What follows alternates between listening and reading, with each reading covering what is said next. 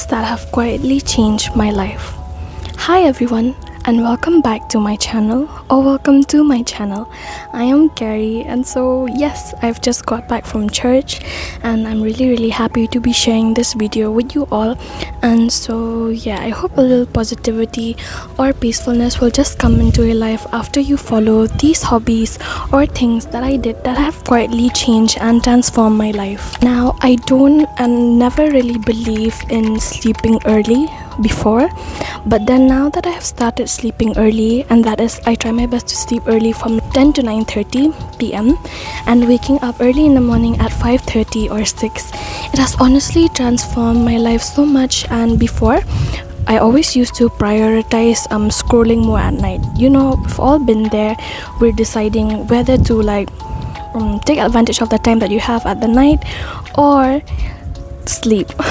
And so before, I always prioritize scrolling, and that has always impact when I wake up in the morning. When I accidentally fall asleep, I just wake up with a severe headache, not feeling fully rested, and just I don't feel energized at all or refreshed. It just makes me very sluggish throughout the day, and it has never really helped me that much.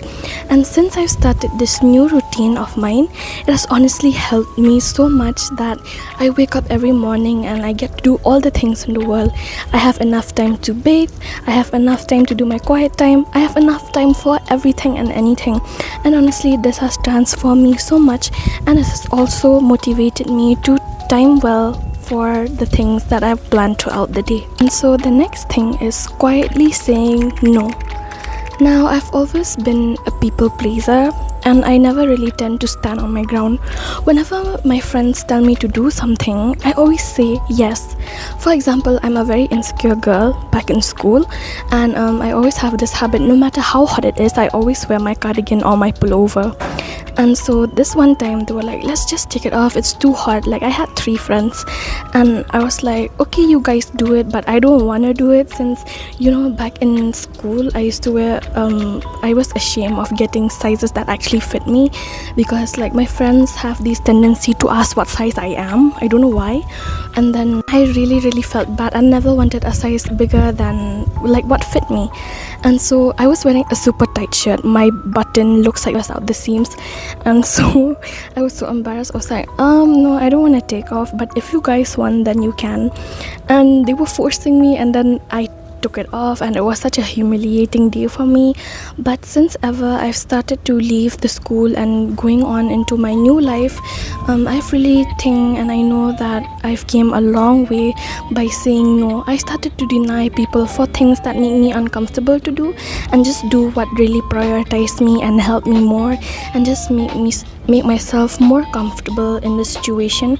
And honestly, saying no before was so scary for me, but now that I have, it has such a great impact, as people started to respect my boundaries more, and they know like when to not go or to cross that boundary where I have drawn the line. And so the next thing is romanticizing my life. Now, I used to see those popular videos everywhere, like romanticizing school, romanticizing work. I never really understood what romanticizing meant. I thought it had to be expensive things and just things like a partner would do to yourself. But honestly, it's exactly that, but that concept is you. Your partner here is you, and you have to romanticize your own self by yourself. And this is just a really healthy thing to do, as I've developed a very healthy relationship with myself. Now, I normally wouldn't understand what that is, but honestly, with my counseling session, she was like, you have to love yourself how you would love others, and care for yourself with the same words you care for others. And I was like really pondering about it, and then yes, it actually made so much sense, because what do you mean I downgrade and talk bad about myself, but for others I don't do that? Like, I don't reciprocate that energy. Now, if suppose someone has been humiliated or embarrassed for a thing they did, and will normally be like, girl, don't worry, no one saw that, let's just keep walking, like they'll forget in a second. But when you do it, you tend to remember it, and you punish yourself for it. Now, that's the thing about romanticizing life, is that you treat yourself how would you treat your partner. And even though you don't have one yet, for example me, if you don't have one yet, honestly, we all have that common sense of how to treat people we love. And so I really think that romanticizing life doesn't mean expensive things or ecstatic things that we have to do. It's just things that we do to ourselves just to get to know ourselves better. Maybe example, a letter to yourself, reflection time, or just anything that makes you happy and you know what to do, and just go on a solo date with yourself. For example, that video of mine when I got a cab by myself, I'm still proud of it because I've never done something like that. And honestly, people don't really care as much as you think because you just do you, and honestly they just go about on their day. Like no one's here to judge you like, oh my gosh, look at that girl, she's catching a cab, or like going on a date on her own, or she's eating alone. No one will even think that. Like no one really cares. And so for the second last is that dressing up. Now, I have been really restrictive with myself for all the teenage years as well. I've always restricted myself from like wearing stuff, and even right now I feel like, oh my gosh, my arms look big or something like that. But who is actually even judging apart from me, right? I mean, there's honestly some people who are like immature and tend to judge other people for what they wear or how they look, but you don't really know those people are talking to you when they're not even talking about you or to you. And honestly, I'm like, the only one who's judging here in the camera right now is me, how I'm looking at myself right now. And I never really tend to wear things which are like short sleeve because I feel embarrassed of myself, and I've always worn stuff which are always too tight for me because I'm afraid to get a bigger size that actually fit me. And so dressing up for myself is honestly improved so much also in my fashion sense, and to help discover my style that actually look good on me. And honestly, it has been so nice, and going shopping for things that actually fit you with the size that you would be embarrassed to take.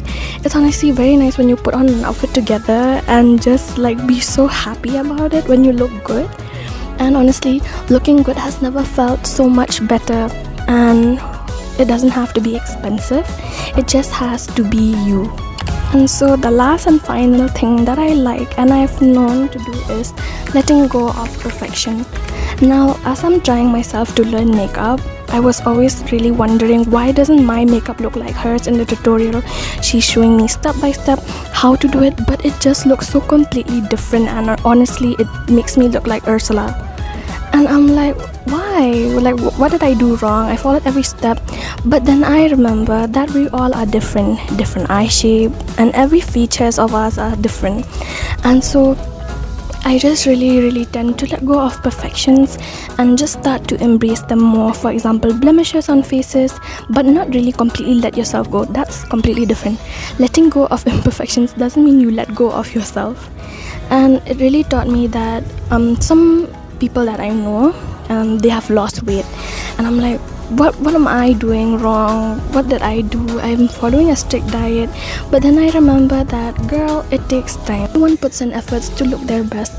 And so it just reminds me that we all have a different pace, and we all look different, we style different, and we feel different.